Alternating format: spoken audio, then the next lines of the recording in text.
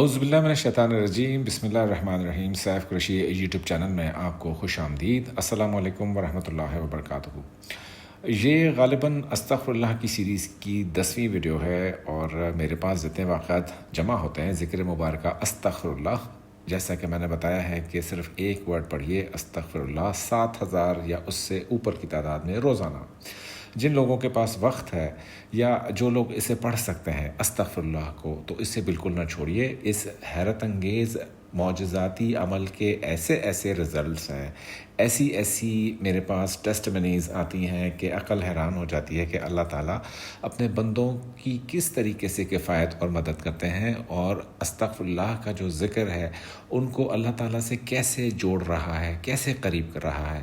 آج کے ایپیسوڈ میں بھی ایسے کچھ واقعات پیش کروں گا جو کہ ذکر استغفر اللہ کے جو معجزاتی معاملات ہیں ان کے بارے میں ہیں، اور جن کو سن کر آپ کی روح تازہ ہو جائے گی اور آپ ایک نئے جذبے سے ذکر استغفر اللہ ضرور پڑھیں گے۔ اس سے پہلے یہ میں بتاتا چلوں، ہر ایپیسوڈ میں بتاتا ہوں کہ ایک ورڈ میں ہمیشہ کہتا ہوں کہ کھلا پڑھیے، وہ ہے استغفر اللہ، کیونکہ اللہ پاک کے ہاں جو استغفار ہے اس کی قبولیت بہت زیادہ ہے، اور استغفار کی جو کلام پاک میں برکتیں بیان کی گئی ہیں یا کلام پاک میں استغفر اللہ کا جو مرتبہ بیان کیا گیا ہے اس کو اگر ہم پا لیں تو ہماری زندگی آسانیوں سے بھر جاتی ہے۔ آج کا جو پہلا واقعہ ہے، ایک طالب علم ہے، وہ فیمیل طالب علم کا واقعہ ہے کہ انہوں نے بہت زیادہ جد و جہد کر کے اپنی جو ہے وہ انٹرمیڈیٹ اور اس طرح کی جو ڈگریز ہیں وہ کمپلیٹ کی۔ اس کے بعد ان کا جو مرحلہ تھا وہ بیرون ملک ایڈمیشن کا مرحلہ تھا۔ ان کو تقریباً 6 سے 7 ماہ ہو گئے تھے بیرون ملک مختلف یونیورسٹیز میں ٹرائی کرتے ہوئے، کیونکہ یہ ایک بہت ہی ایوریج گھرانے سے تعلق رکھتی تھیں، تو ان کے پاس اتنا سرمایہ نہیں تھا کہ ورلڈ کی جو ٹاپ رینکنگ یونیورسٹیز ہیں یا جو بہت ہی اس طرح سے کہیں کہ مہنگے انسٹیٹیوشنس ہیں وہاں پر داخلہ لے سکیں، تو ان کو اسکالرشپ کی شدید تلاش تھی۔ ان کا آئلس میں جو بینڈ اسکور تھا وہ 7+ تھا، یعنی کہ بہت ہی زیادہ پر امید تھی، لیکن تقریباً 6 سے 7 ماہ ہو گئے تھے مختلف جگہوں پر ٹرائی کرتے ہوئے، تو ان کو اپنی مطلوبہ ریکوائرڈ یونیورسٹی میں ایڈمیشن نہیں مل رہا تھا۔ تو کہتی ہیں کہ ایسے میں میری آپ کے ویڈیو پہ نظر پڑی جو کہ ذکر استغفر اللہ کی تھی۔ میں اور میری والدہ دن رات اس کام میں جت گئے۔ ہم نے باقی تمام تر وظائف کے ساتھ اس وظیفے کو اپنا اوڑھنا بچھوڑنا بنا لیا۔ ہوتے یہ ہوا کہ تقریباً 3 ماہ کی مسلسل محنت کے بعد کچھ یونیورسٹیز جنہوں نے پہلے ہمارے کو ریجیکٹ کر دیا تھا یا آفر لیٹرز ایشو نہیں کر رہے تھے، تو یکمشت ایک ساتھ 6 یونیورسٹیز سے ان کا ایکسیپٹنس آ گیا، اور ایک یونیورسٹی نے تقریباً ان کو 60% آف دا ٹوٹل فیس کی اسکالرشپ میں رعایت دے دی۔ اب ان کی خوشی کا کوئی ٹھکانہ نہ رہا۔ ایسا جو واقعہ ہے کہ بچوں کی جو تعلیمی معاملات ہوتے ہیں وہاں پر ذکر استغفر اللہ کس طریقے سے کام آتا ہے، یہ واقعہ میں نے آپ کو اس لیے بتایا، اور یہ صرف ایک واقعہ ہے جو میں نے آپ کو بتایا۔ ایسے ذکر استغفر اللہ کے بے انتہا معجزاتی واقعات موجود ہیں۔ ایک اور بہن کا ای میل آیا، انہوں نے فرمایا کہ میرا ایک مکان تھا جو کہ پچھلے 12 سال سے میں نے کرائے پہ دیا ہوا تھا، کیونکہ ہسبینڈ کی ڈیتھ ہو گئی تھی تو بچوں کے گزر سفر کے لیے میں نے وہ مکان کرائے پہ دے دیا۔ اب جو کرایہ دار تھا اس نے کسی بھی قانونی نقطے کا سہارا لے کر، وہ خود بھی جو تھا وہ ایک وکیل تھا، تو اس نے کسی قانونی نقطے کا سہارا لے کر ان کے مکان پر قبضہ کر لیا۔ تو تقریباً 4 سال سے ان کا مقدمہ عدالت میں دائر تھا۔ 4 سال سے مسلسل محنت کر رہی ہیں، پیشیاں بھگتا رہی ہیں، جبکہ وکیل نہ کرایہ دے رہا ہے اور نہ ہی جو ہے وہ مکان خالی کر رہا ہے۔ ہوتے یوں ہوا کہ ایک دن انہوں نے کہا کہ میری یوٹیوب پر اس ویڈیو پر نظر پڑی جس میں استغفر اللہ کے آپ نے بہت زیادہ معجزات بیان فرمائے تھے۔ میں اور میرے 3 بچے انہوں نے مل کر جو ہے اس کام میں لگ گئے۔ ہم نے منت مانی، یا ہم نے یہ سوچا کہ ہم 7 لاکھ مرتبہ ذکر استغفر اللہ پڑھیں گے اور ہمارا انشاءاللہ کام ضرور ہو جائے گا۔ بہت ہی پختہ یقین کے ساتھ انہوں نے ذکر استغفر اللہ کرنا شروع کیا۔ وہ وکیل جو کسی کی بات سننے کا روادار نہ تھا یا گھر خالی کرنے کا تو دور تک کوئی اندازہ امکان نہیں تھا، محض 5 مہینے کی محنت میں استغفر اللہ کے ذکر سے خود آ کر اسے معافی مانگی اور یہ کہا کہ آپ کیس واپس لے لیجئے، میں راضی خوشی گھر خالی کرنے کو تیار ہوں۔ اور مجھے ایسا لگتا ہے جب بھی میں سوتا ہوں کہ کوئی آ کر مجھے بہت زور سے ٹھڈے مارتا ہے کہ ان کا گھر خالی کرو، ان کا گھر خالی کرو۔ آپ سچ بتائیں کہ آپ نے کوئی تعویذ کیا ہے، کوئی عمل کیا ہے میرے اوپر؟ میں پوری پوری رات سو نہیں سکتا اسی ٹینشن کے مارے کہ میں آپ کے گھر پہ قابض ہوں اور اب مجھ سے مزید برداشت نہیں ہوتا. تو انہوں نے کہا لیکن میں خالی ضرور کروں گا، لیکن مجھے راز بتا دیجئے کہ آپ نے کیا کیا ہے. تو انہوں نے کہا ہم نے تو کچھ نہیں کیا، ہم صرف ایک ذکر پڑھتے ہیں، وہ ہے ذکر استغفر اللہ. حسب وعدہ اس وکیل نے 3 سے 4 ہفتے کے پیریڈ میں نہ صرف ان کا گھر خالی کیا بلکہ گزشتہ 4 سال کا جو بھی ان کے ہرجانہ تھا، جو بھی ان کا ڈیوز تھے، وہ بھی ادا کیے. یہ ایک بہت بڑا معجزہ ذکر استغفر اللہ کا. اگلا جو واقعہ ہے ایک مرچنٹ نیوی کے آفیسر کا ہے. انہوں نے لکھا کہ میں اپنے شپ کے ساتھ صومالیہ کے سمندروں سے گزر رہا تھا. آپ کو پتہ ہے صومالیہ کے سمندروں میں اکثر پائریٹس پائے جاتے ہیں. کہتے ہیں کہ ایک رات کو تقریباً 11:30-12 بجے کے قریب پرسرار طور پر ہمارے جہاز کے تمام جو انجنز ہیں اور نیویگیشن سسٹمز ہیں وہ شٹ ڈاؤن ہو گئے. اب اس کا ریزن کیا تھا کہ پوری سسٹم کی شٹ ڈاؤن کس طریقے سے ہوئی؟ کسی نے سسٹم ہیک کیا جہاز کا یا کوئی اور؟ تو یہ لوگ جت گئے اس کو ٹھیک کرنے میں، لیکن جہاز تھا کہ ٹھیک ہونے کا نام ہی نہیں لیتا تھا. تو کہتے ہیں کہ ہم بیرون ملک جب بھی ہوتے ہیں تو ہمارے پاس صرف یوٹیوب ایک ایسا ذریعہ ہوتا ہے، تو ہم وہاں سے اپنی ویڈیوز دیکھتے ہیں، اپنی وقت گزاری کرتے ہیں. تو میں بھی ذکر استغفر اللہ بہت زیادہ پڑھتا تھا اور سفر پہ چلنے سے پہلے بھی میرا ذکر جاری تھا. کہنے لگے کہ ہم 6 روز اس سمندر میں پھنسے رہے، پورے 6 روز، اور دور سے کشتیاں آتی تھیں، ہمیں دیکھ کے چلی جاتی تھیں. ہمیں کچھ پتہ نہیں تھا کہ ہمارا کیا حال ہوگا. ہمیں پائریٹس گھیر لیں گے اور وہ جہاز پر آ جائیں گے اور اس کے بعد ہمیں یرغمال بنا دیا جائے گا. اس کے بعد ہمیں جو ہے وہ ہمارے ساتھ کیا سلوک ہوگا، کتنا تاوان ادا کرنا پڑے گا. کہتے ہیں کہ ہم ٹوٹل 6 لوگ تھے جو مسلمان تھے اس شپ کے اوپر، اور باقی جتنا بھی عملہ تھا وہ غیر مسلم تھا. جہاز کا کیپٹن جو تھا وہ ایک ہندو تھا اور اس کا بھی میرے سے بہت ہی زیادہ برا رویہ اور سلوک ہوتا تھا. تو کہنے لگے کہ میں اور باقی جو 6 لوگ تھے ہم نے سوچا کہ ہم ذکر استغفر اللہ بآواز بلند پڑھنا شروع کر دیتے ہیں، کوئی نہ کوئی معجزہ ضرور رونما ہوگا. تو انہوں نے اپنے باقی جو 6 ان کے ساتھ مسلمان وہاں پہ آفیسرز تھے یا اہلکار تھے شپ کے اوپر، تو ان کو کہا کہ آپ میرے ساتھ روزانہ بیٹھ کر، خالی تو ویسے بھی بیٹھے ہی ہوئے ہیں، شپ سمندر میں پھنسا ہوا ہے، ڈیک پر بیٹھ کر ہم کہتے ہیں روز رات کو دن میں ڈیک پر بیٹھ جاتے اور بآواز بلند ذکر استغفر اللہ شروع کر دیتے. اس پوزیشن میں جتنا بھی کپتان اور دیگر جو عملہ تھا جو غیر مسلم تھا، ہمارا بہت زیادہ مذاق اڑاتا تھا کہ تم لوگ بجائے اس کے کہ کوئی ٹیکنیکل اس میں ہیلپ کرو، تم لوگ بیٹھ کر اب پتہ نہیں کیا تم لوگ یہ اپنا جاب کر رہے ہو، منتر پڑھ رہے ہو بیٹھے ہوئے، ان چیزوں سے کچھ نہیں ہوتا. لیکن انہوں نے کہا میرا پختہ یقین تھا کہ استغفر اللہ کے ذکر سے ہی یہ مشین اسٹارٹ ہوگی اور ہم اس سمندر سے نکلیں گے. کہتے ہیں 6 روز ہمارا جہاز اسی پانیوں میں کھڑا رہا اور بلا کسی حرکت کے کھڑا رہا، موجوں کے رحم و کرم پہ کھڑا رہا. بارشیں بھی ہوئیں، طوفان بھی آئے، دور سے قزاقوں کی کشتیاں بھی ہم دیکھتے تھے، لیکن کسی کی پاس آنے کی جرت نہیں ہوتی تھی.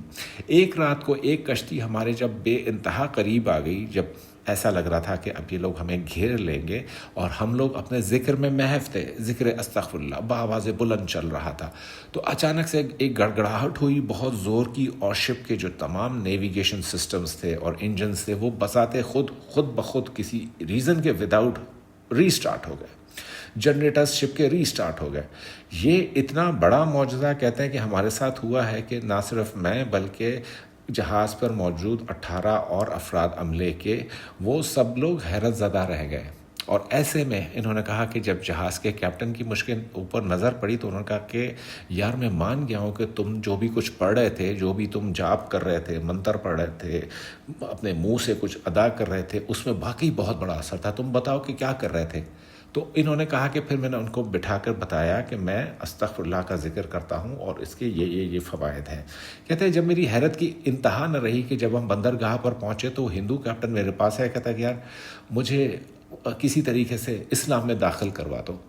تو وہ کہتے ہیں کہ میں ان کو اپنی وہاں قریبی مسجد میں لے گیا اور وہاں پر جا کر میں نے ان کو کلمہ پڑھوایا اور ان کا نام عبد الرحمن رکھوایا. یہ ایک کہتے ہیں میری زندگی کا ایسا واقعہ ہے کہ جس نے میرا استغفر اللہ کے ذکر کے اوپر ایمان مزید پختہ کر دیا. سبحان اللہ. اس کے بعد جو واقعہ آتا ہے وہ بہت ہی یوں کہہ لیجئے کہ ٹچی قسم کا واقعہ ہے.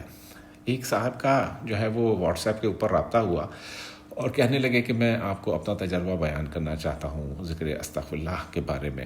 جی میں نے کہا کہ جی ضرور فرمائیے، ٹیسٹیمنیز کے لیے تو میں حاضر ہوتا ہوں، کبھی بھی آپ بھیج سکتے ہیں مجھے جو بھی آپ کہنا چاہتے ہیں، فیڈ بیک دینا چاہتے ہیں۔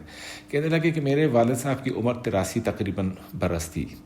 انتقال سے قبل کچھ روز قبل انہوں نے جو ہے وہ آپ کو یوٹیوب پر دیکھنا شروع کیا، فالو کرنا شروع کیا، اور آپ کا بتایا ہوا جو ذکر تھا، ذکر استغفر اللہ، یہ 7,000 تو کیا وہ دن میں 12, 14, 15,000 کی تعداد میں پڑھ لیتے تھے۔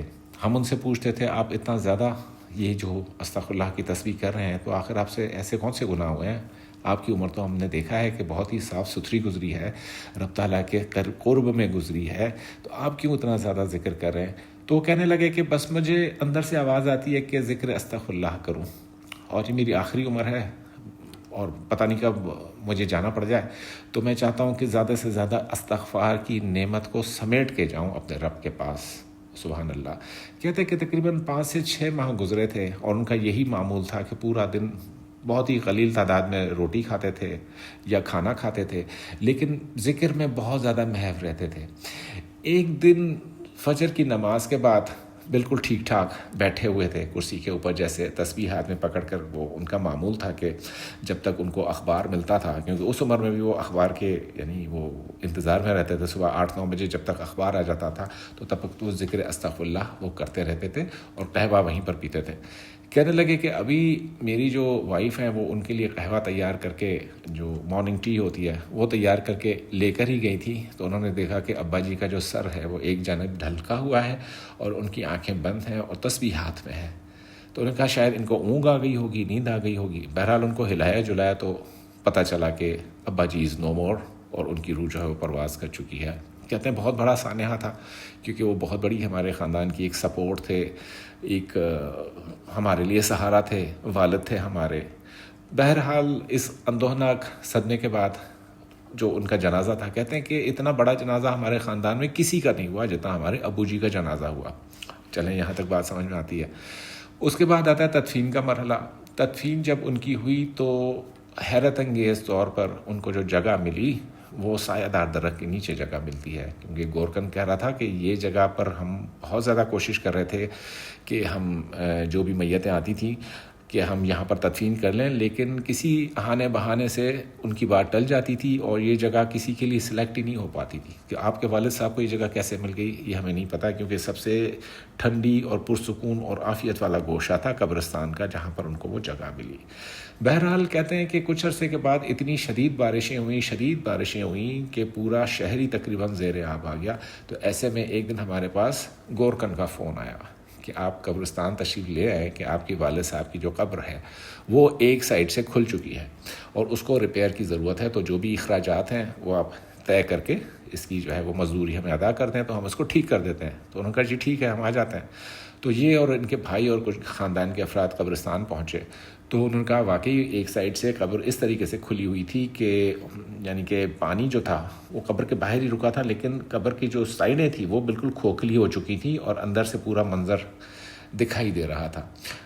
تو انہوں نے جب ریپیئر کے لیے قبر کو کھولا تو کہتے ہیں کہ ہماری حیرت کی انتہا نہ رہی کہ ایسا لگ رہا تھا جیسے والد صاحب کو ابھی 1 گھنٹہ ہوا ہے وہاں پر سوئے ہوئے ہیں، حالانکہ دفن ہوئے والد صاحب کو تقریباً 6 سے 7 ماہ کا عرصہ گزر چکا تھا۔ انہوں نے قبر دوبارہ برابر کی اور قبر کو جو ہے وہ انہوں نے جیسے اوریجنل حالت میں تھی اس کو کام وام کروایا، ٹھیک کروایا۔ تو گورکن ان کو کہنے لگا کہ یہ کو اللہ کے ولی تھے یا کیا بات تھی ان کی زندگی میں؟ تو انہوں نے کہا تھا کہ کیوں آپ کیوں پوچھ رہے ہیں؟ تو کہہ رہے ہیں کہ اس قبر مبارکہ سے روز رات کو کسی نہ کسی ذکر کی آواز جاری رہتی ہے، اور ہمیں جب قبرستان میں بہت وحشت ہوتی ہے تو ہم اس قبر کے پاس آ کر بیٹھ جاتے ہیں تو اندر سے ایسا لگتا ہے کہ جیسے کوئی ذکر کر رہا ہے، مستقل ذکر کر رہا ہے۔ تو انہوں نے کہا کہ آپ نے کبھی سننے کی کوشش کی کہ کیسا ذکر ہے، کوئی اسم ہے، کوئی اور ذکر ہے؟ کہتے ہیں کہ بس استغفر اللہ کی آواز آتی رہتی ہے، قبر سے استغفر اللہ کی آواز آ رہی ہے، جو میت 6 مہینے پہلے دفن ہوئی ہے ان کے والد صاحب کی۔ تو کہتے ہیں کہ ہمیں تو پسینے چھوٹ گئے کہ یہ ذکر تو والد صاحب جو ہے اپنی زندگی میں دن رات کیا کرتے تھے۔ کہتے ہیں کہ اس کے بعد ہم نے اپنی تمام تر دنیا داری کو ایک سائڈ پر رکھا اور ہم سب لوگ بھی اب اجتماعی طور پر ذکر استغفر اللہ کرتے ہیں۔ یہ ایسے ایسے معجزات ہیں ذکر استغفر اللہ کے جو عقل حیران ہو جاتی ہے۔ ایک اور واقعہ آج کے ایپیسوڈ میں شامل کر رہا ہوں کہ ایک کپڑے کے تاجر ہیں، ان کا اپنے شہر میں کافی بڑا نام بھی ہے، سب کچھ ہے۔ اس کپڑے کے تاجر کو ملتان سے حیدرآباد کپڑا لے جانا ہوتا تھا اور اپنا جو بھی وہ سامان خریدتے تھے وہاں سے ملتان سے وہاں سے ان کی خریداری ہوتی تھی اور وہ لے کر بائی روڈ یہ حیدرآباد آتے تھے. تو ایک دن جب یہ سندھ اور پنجاب کا بارڈر کراس کر رہے تھے, تھوڑا سا آگے گئے تو ان کی گاڑی کو ڈاکوؤں نے روک لیا. یہ بائی روڈ خود چلتے تھے, ان کے ساتھ ان کے 2 ملازم اور گن مین بھی ہوتا تھا, لیکن اس دن کیونکہ گن مین کے ساتھ کوئی واقعہ پیش آ گیا تھا تو گن مین ان کے ساتھ نہیں تھا, صرف ایک ملازم تھا. تو یہ 2 افراد اغوا ہو گئے سندھ اور پنجاب کی بارڈر پر. بہت ہی بڑا جو ایک وہاں کا مشہور ڈاکوؤں کا گروپ ہے یا گروہ ہے, انہوں نے ان کو اغوا کیا اور مسلسل پیدل چلاتے رہے. تقریباً کہتے ہیں کہ 2 سے 3 دن ہمیں پیدل چلایا گیا, آنکھوں پر پٹی باندھ کر, اور کسی ویرانے میں ہمیں لا کر انہوں نے ایک غار نما جگہ پر رکھا. کہتے ہیں کہ میری عادت یہ تھی کہ میں گھر سے نکلتے ساتھ ہی ذکر استغفر اللہ شروع کرتا تھا اور نان اسٹاپ جب تک میں گھر اپنے واپس نہیں پہنچ جاتا تھا میں استغفر اللہ پڑھتا رہتا تھا. بیچ میں جو بھی کھانے کا وقفہ آئے, نیند کا وقفہ آئے, نماز کا وقفہ آئے یا دیگر ضروری چیزوں کا بزنس ڈیلنگز کا وقفہ آئے, اس وقفے کو ہٹا کر ٹوٹلی استغفر اللہ میں محو رہتے تھے. تو کہتے ہیں کہ میرا جو ملازم تھا ان سے تو ان کو پتہ تھا کہ اس میں سے تو ان کو کچھ بھی نہیں ملنا, تو لہٰذا انہوں نے میرے ملازم کو کسی دوسرے گروہ کو بیچ دیا, تو ہم دونوں جدا ہو گئے. اب یہ جو تھے وہ اوریجنل گروہ کے پاس تھے. تو کہتے ہیں کہ میں وہاں پر بھی بآواز بلند مسلسل جب سے مجھے وہ پیدل چلا رہے تھے میں استغفر اللہ پڑھتا جا رہا تھا. ایک دفعہ انہوں نے یوں کیا کہ مجھے بہت زیادہ مارا کہ تم یہ ذکر نہ کرو, اس سے ہمیں تکلیف ہوتی ہے, اور اس کو منہ پہ تھپڑیں ماری کہ کسی طریقے سے تم ذکر بند کر دو, ہمیں وہ تکلیف ہوتی ہے. اور انہوں نے ان کے منہ کے اوپر منہ میں کپڑا ڈال کر اور رسی وغیرہ ٹیپ وغیرہ کر دیا اس کو. لیکن کہتے ہیں میں دل میں بھی استغفر اللہ کا ذکر کرتا رہا.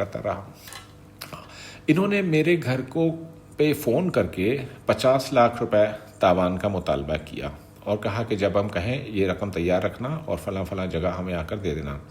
ان دا مین ٹائم کیا ہوا کہ جہاں پر ان کو رکھا ہوا تھا اس پوری جگہ کو پولیس نے محاصرے میں لے لیا. اب ان کو ڈاکوؤں کو سمجھ میں نہیں آیا کہ آئندہ وہ رینسم یہ وہ تاوان تھا اس کی رقم وصول کریں یا پھر ان کو کسی طریقے سے چھوڑیں یا کیا کریں. بہت ہی زیادہ کنفیوژن کی سچویشن تھی.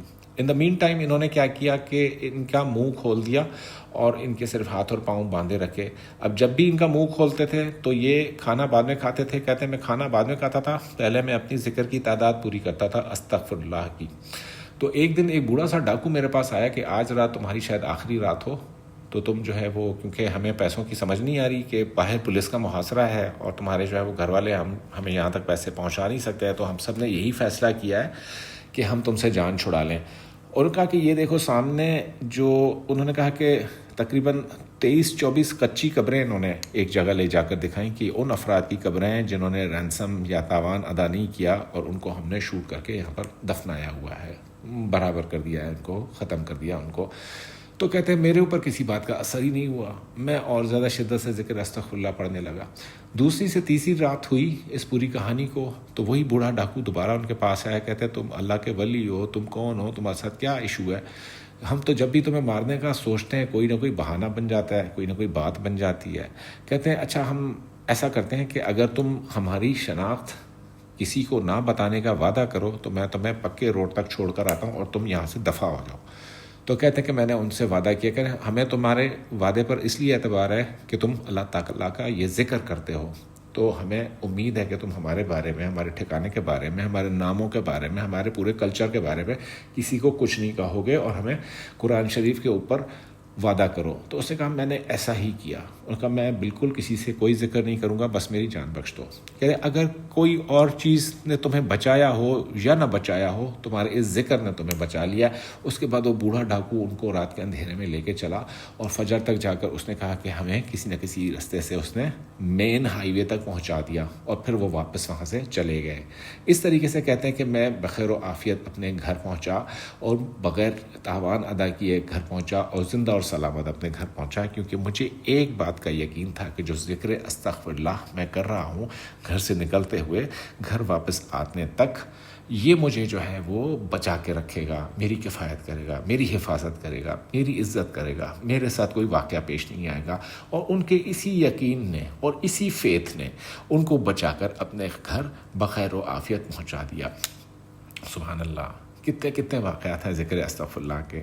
تو میں آپ سب سے صرف ایک ہی گزارش کرتا ہوں کہ استغفر اللہ کو اپنی زندگی کا ایسا نہ جدا ہونے والا انسیپریبل پارٹ بنا لیں کہ جی ہر حالت میں ذکر استغفر اللہ کام آتا ہے، اور فرشتے مدد کو آتے ہیں اس ذکر مبارکہ کو کرنے کے لیے، اس کو ریسیو کرنے کے لیے، اور آپ کا اکرام کرنے کے لیے، اور آپ کی خاطر تواضع کرنے کے لیے. یہ ذکر مبارکہ بھوک کو ختم کرتا ہے، افلاس کو ختم کرتا ہے، بے توقیری کو ختم کرتا ہے، بے عزتوں کو عزت عطا فرماتا ہے، بھوکوں کو روٹی عطا فرماتا ہے، ننگوں کو کپڑا عطا فرماتا ہے، جس کی جیب خالی ہو وہاں پیسے ڈال دیتا ہے، جس کا کوئی ایسا مسئلہ ہو جس سے آپ کو کوئی حل سمجھ میں نہیں آتا ہو تو استغفار کی طرف آئیے، اپنے گناہ بخشوائیے.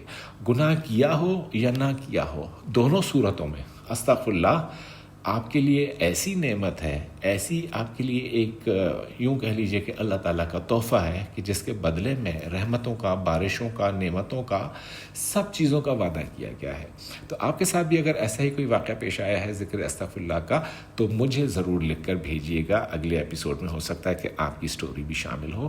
تو اگلے ایپیسوڈ تک اور رہتی کائناتوں تک اللہ تعالیٰ ہم سب کے ساتھ ہے. اللہ حافظ.